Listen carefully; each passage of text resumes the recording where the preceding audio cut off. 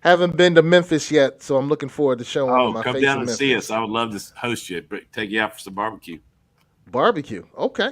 I'm always down for that. I'm always. Yes. Hey, Code Keepers, we're in for a treat today. We're getting on code. Of course, our code is empowerment, and we're with the good brother John Siebeling. And you're saying, hey, Seiko, just by the looks of it, what's this have to do with empowerment? Well, stay tuned. Hey, what's this have to do with black empowerment? Stay tuned. Oh, click it. It's not working. All right. Welcome to Get On Code, the Fly Guy Show, which is a series of melanated conversations focused on empowerment, health, wealth, and knowledge of self. People think in binary choices because they are conditioned to. And on the wall was a picture of a wolf and a lion. I think the wolf was the Democratic Party, the lion was the Republicans. But the drug trade and all these illegal stuff that people do, that's still economics. It's just that they couldn't do it in a traditional system. We're talking about melanated wealth. So we can build wealth, but we just, for some reason, don't seem to be able to transfer it. You had a great experience. Fine. That means nothing. What were you told as a child about education? You had to be how many times better? Every impression without an expression becomes depression. That's right, Code Keepers. Once again, hey, we're getting on code, sharing the code, teaching the code, and our code is empowerment. We're with the good brother John Siebeling, the founder and senior pastor of the Life Church in Memphis, Tennessee. So salute all my Memphistonians. I don't know. Memphians. You got it. That's what's up. And he's also the co-author of a new book called God and Race. Matter of fact, here's my copy. Code Keepers, you want to get your copy, A Guide for Moving Beyond Black Fists and White Knuckles. God and Race. All right. So we both have our copies. I even have my little sections where I took some notes. Let's go. Interestingly enough, one of the sections in your book, you state that God is not a Republican. God is not a Democrat. God is not American. I was like, oh, they said that for real? Let's start there, man. God is not a Democrat. God is not a Republican. God is not American. Is that even American to say that? Please. Please. Hey, not only do we put it in the book, we preached about it in church, because I think sometimes our national pride becomes an idol. And of course, God is not American. God is not Republican or Democrat. And sometimes, Seiko, what happens is we take other identities and we elevate them above our identity as Christians, and I think that's dangerous. So I'm glad you picked that out. What a great point to start with, right here, right there. Let's talk about it. Interesting. So we place our political identities first, and you know what? Speaking for the black community, we've done that far too often because neither one of the political parties has truly served this as well as they could have. Sure. But far too often we say, well, we always got to vote this way, or I'm awake now, so I'm going to vote this way. And we got to do what's best for the collective. Okay, I'm getting off. I'm interviewing you, and I was about to get off topic. Hey, once again, we're with good brother John, the co-author of this book. And I think, well, let me highlight the fact that you're a co-author. This is your partner in crime and partner in consciousness, I guess. Yeah. So how did this picture come about, John? How did this picture come about? Well, Wayne Francis is he's my brother from a darker mother. That's what his dad. The first time I met his dad, his dad is Jamaican. We call him chief of staff because he walks around the church and he's the chief of staff. And so he introduced himself to me, and he said, "My brother from a white mother." And Wayne and I have just a real strong relationship. 4 or 5 years ago, I met him, and you know how when you meet certain people, there's just an instant bond and I call it a divine flow. We just have a divine flow. So we started. He's pastoring a church in New York. I'm pastoring in Memphis. He joins in with us and becomes a Life Church, one of our locations. and we do a series together in February of 2020, a message series, sermon series in church called Black Fists, White Knuckles, talking about racism, talking about diversity. And if you think back on that moment, February 2020 was right before the world went crazy with COVID. And then you had Ahmaud Arbery, who was killed, and then you had George Floyd, and the world went absolutely bananas. So that was just a few months before that. It became sort of a prophetic series that we did, and then publishers started reaching out, and it turned into a book. And so Wayne is he's a one-of-a-kind guy. God and race. There it is right there. Wayne is a one-of-a-kind guy. And I think what our heart and goal was in that series, Seiko, was that we wanted to sit on stage together and model what it could look like for a black man and a white man to have a civil conversation, maybe even on points of disagreement, but we could stay in love and we could stay focused on, empowerment. We could stay focused on being together and building a bridge. And so it kind of turned into the book, and kind of, hopefully it's turning into a little bit of a movement. We have a companion study guide, if I could just throw that out. All the info is on our website at godandrace.com. But we have a companion study guide. We recorded some videos together that you could use in like a small group, Sunday school class, whatever works for you. And we're just kind of hoping people start having these open-handed conversations, because I think that's the key to moving forward. Interesting. And that kind of leads into one of my other questions, white-black tension. We can say that that's been around in our beautiful United States since the onset. We can say that there's been that tension even before the United States has happened. But if we're going to center ourselves here in the United States of America, our beautiful country, there's tension. And there has been tension. Yes. So what are some of the uncomfortable questions, and what are some of the answers that you two arrived at in your discussions? Well, I think, to me, the most important step you can take to begin to solve the tension, I don't know if that's the right answer, manage the tension, let me say it that way, is to build relationships.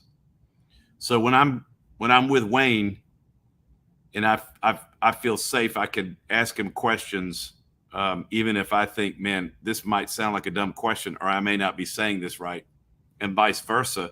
We can actually have open-hearted, open-minded dialogue. I think that's the best chance we have to manage the tension and to live in harmony, and to live, we're going to be different. But that's what makes the relationship beautiful. I mean, so is the fact that I can celebrate his differences. So, gosh, there's so many things we could talk about here. I mean, I think, being able to ask hard questions of each other. Why did you say that? Why do you feel that? How did you come to that conclusion? There's no other way to grow except answering honest, asking honest questions and answering honestly. So I think that the key is relationship. Interesting. And so these conversations started in February, they started before that. I just to throw this out, I think sometimes what happens to some leaders, some pastors, civic leaders, whatever, is they try to have the conversation publicly before they've had it privately. So meaning, I know Wayne and I knew him, and we had hours of conversations. We read books together. We did all kinds of things together to get to know each other and to learn from each other before we ever got on stage together. And so anyway, not to try to, clarify, but I mean, we spent we just have spent a lot of time together talking heart to heart. And I think that's what it takes, right? I think that's instructive. That sometimes we have to deal together away from the public to work things out, not necessarily just to present a united front, but just to get comfortable enough where we can really, and I'm assuming, I'm speaking life into my understanding of what you described, but I think that's very instructive. Well, let me just give you an example. When I'm a pastor, right? So I'm leading the church, and I'm friends with a lot of pastors. So when June 2020 happened, okay, and there was protests, and it was an intense time.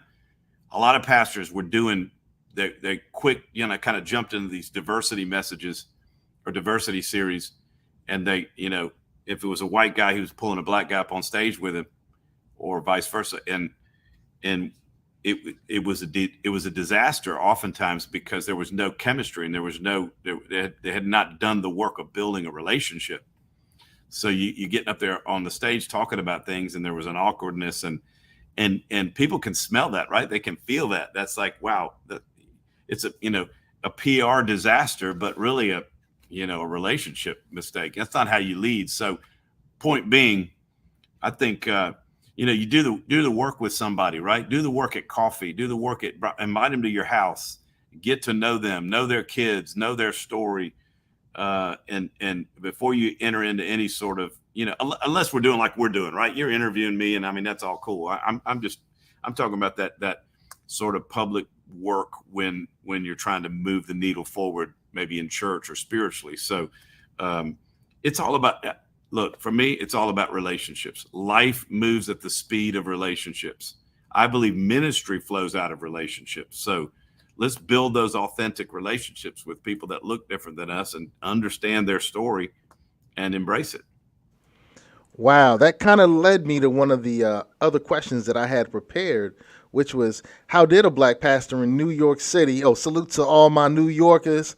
I'm a Brooklyn boy. You got to get used to it. Come on, let's Brooklyn go. is a blood type. But how did oh, salute to the Bronx. I was just in the Bronx on Sunday. How did a black pastor in New York City and a white pastor in Memphis pool their insight and experience to help congregations and others facilitate conversations about racism? So you gave us a little bit of the backstory. You went into the smaller room, the upper room, and just had some conversations and built a relationship. But after you built the relationship and you're getting ready to go on stage to kind of share this example to the world, how do you help other congregations and others to facilitate conversations about racism? That's a great question. So in the book, chapter 9, I believe it is, we lay out this framework. I get this question all the time, Seiko, and it's such an important question.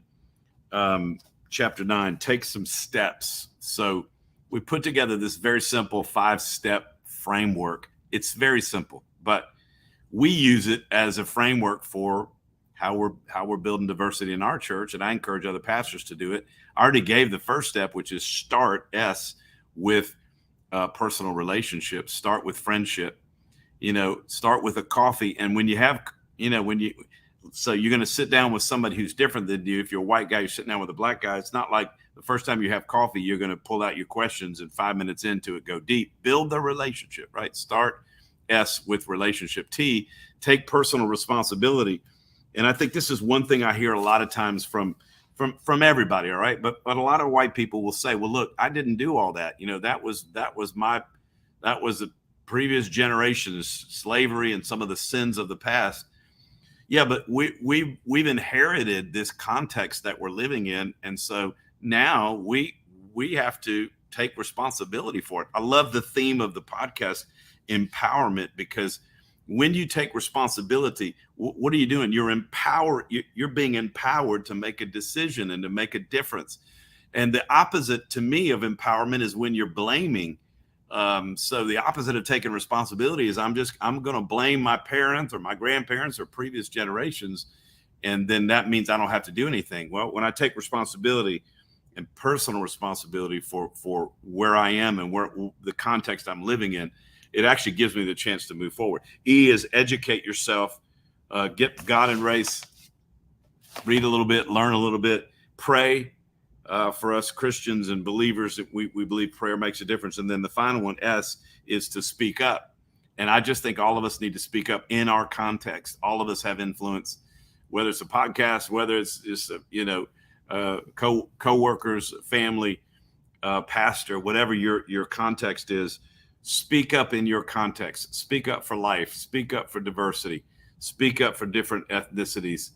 So just a little framework. Steps. Take steps. STEPS. Boom. Boom. I like that. Take steps. Wow. Wow. Okay. Okay. So you described how that happened. One of the things that you just talked about without naming it was white privilege.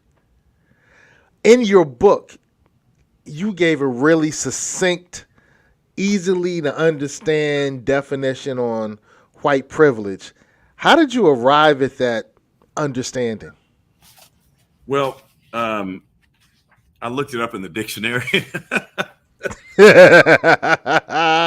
Oh, look, I think it's chapter 5. Let me check it. Yeah, chapter 5, page 67. There is actually a dictionary definition for white privilege. But it's a white privilege is tough. It's tough to talk about. I hate to say it. I believe it. I know there is white privilege, but it just makes me cringe because I think of of what it means, what it represents.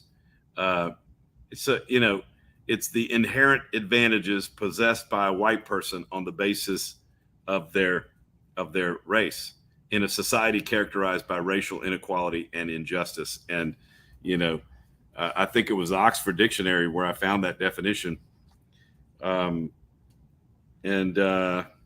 So it's a real thing. I think it's one of my favorite chapters in the book, and maybe it's because I wrote it. No, I'm kidding. It's because it's very confrontational. It's one of the only chapters we say, please don't skip this chapter, because sometimes when you're most uncomfortable, that's when you're growing.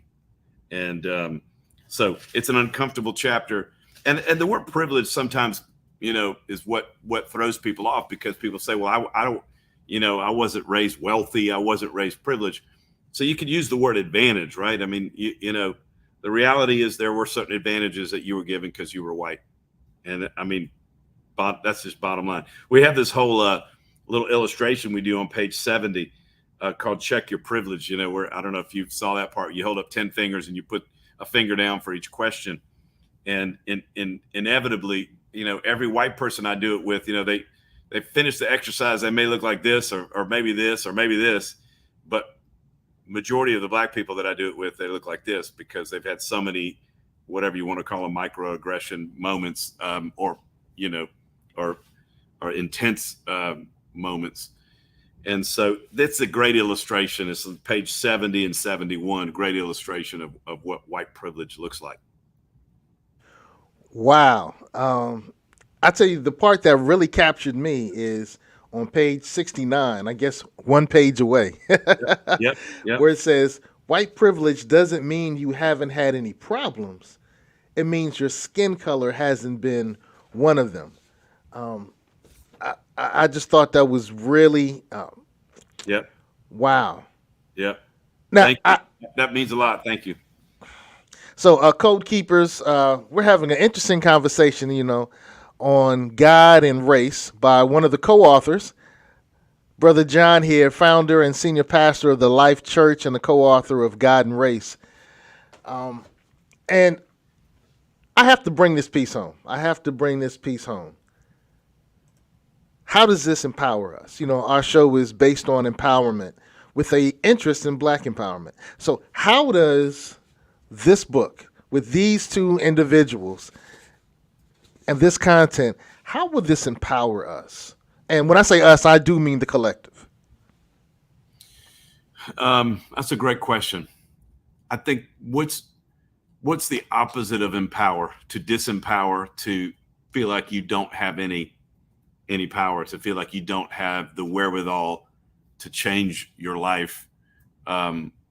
This is one of those hard books for both sides, because I think we're asking, in a sense, Black people to forgive white people, to embrace white people, to trust white people when there's been a lot of reasons not to.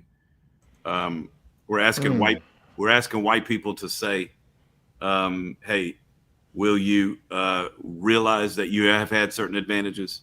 Will you realize that our country has made some horrible errors in how people have been treated, slavery, et cetera, et cetera, et cetera. And I think forgiveness empowers. I think getting people together, white, black. I think it empowers us. Taking responsibility. I'll say this, and I don't want it in any way to offend anybody. Taking responsibility is the opposite of being a victim. Because a victim says, this is what's been done to me and I can't do anything about it. Taking responsibility says, this is what's been done to me, but I'm going to forgive and I'm going to release people and I'm going to embrace and love and trust. I'm just kind of rambling a little bit, talking off the top of my head, Seiko, but I think to me, forgiveness is powerful and it's empowering. Trust. It doesn't sound like it, but trust, forgiveness, breaks down those walls. I think it empowers people. Intriguing. I know we're at the end of our time. I do have one last question, and I'm going to preface it with in the book, there's a story. Let me see. I can't remember what page it's on. It's on 248. And it talks about I guess your co-author on a Zoom meeting. Oh yeah. And I really think that story was intriguing because he talked about how he really, and I don't want to give it away because code keepers, pick up the book. Whether you believe that the solution lies in conversations or the solution lies in a faith-based approach. Pick up the book because it's definitely intriguing. It's definitely intriguing, and I think there are a lot of solutions there.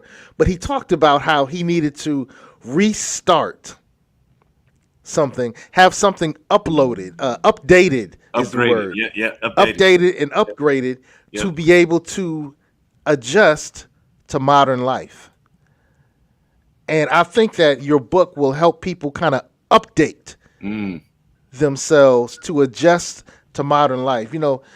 We're dealing with the remnants and hopefully the resurgence of an awakening that happened, after we had our Emmett Till moment. We had our Emmett Till moment with George Floyd. Now we had a number of notables that happened before that. I'm not going to end until Breonna Taylor gets justice, I think. But there was definitely an awakening. I think that your book helps people update their operating system so they can kind of adjust to the new environment. So with that being said, why don't you leave us with some words on updating your system? Well, I love that, Seiko. Thank you. And I love that story that Wayne tells. I won't give it away either, but he was trying to do a Zoom call in the middle of when everybody was Zooming, right? 2020. And his software wasn't connecting because it hadn't been updated. And I think that's the challenge. It's hard to connect unless we were updated. The Bible says, and just for our Christian listeners, viewers, the Bible says that we can understand God's will when our mind is renewed. And I just think there's this constant renewing that needs to happen with our mind and with our heart. It's that updating. It's that resetting. I thank you for the words that you said that the book could help with that. And again, we don't suppose or propose that one book is going to change everything. But I got a text 2 days after the book came out from a good friend who was taking his child to school. And he had just finished the chapter on profiling. And he said, I saw somebody drive in my neighborhood, and I said to myself, they must be coming to clean someone's house. And it checked me. He said, I realized, wow, I got work to do. But I was so thankful for that text, because that's the kind of work that's being done. That's the kind of resetting and updating that is being done through this book. His racial, thinking was confronted. And I mean, this is a good guy, pretty well off, and has a great job. And I wouldn't consider him a racist, but he's got some resetting that needs to happen. And so that's one of a dozen stories that I've heard. And it's just one conversation at a time, one person at a time, one step at a time. I like to say we're in this for the long game. All right. So it may be 3 steps forward and 2 steps back, but we've taken 1 step forward. And so that's my thought. All right, code keepers, we got to let them go. But remember, get on code, share the code, teach the code, become the code. Our code is empowerment. And a great book to pick up is God and Race. Hey, thank you. We love you all. Peace.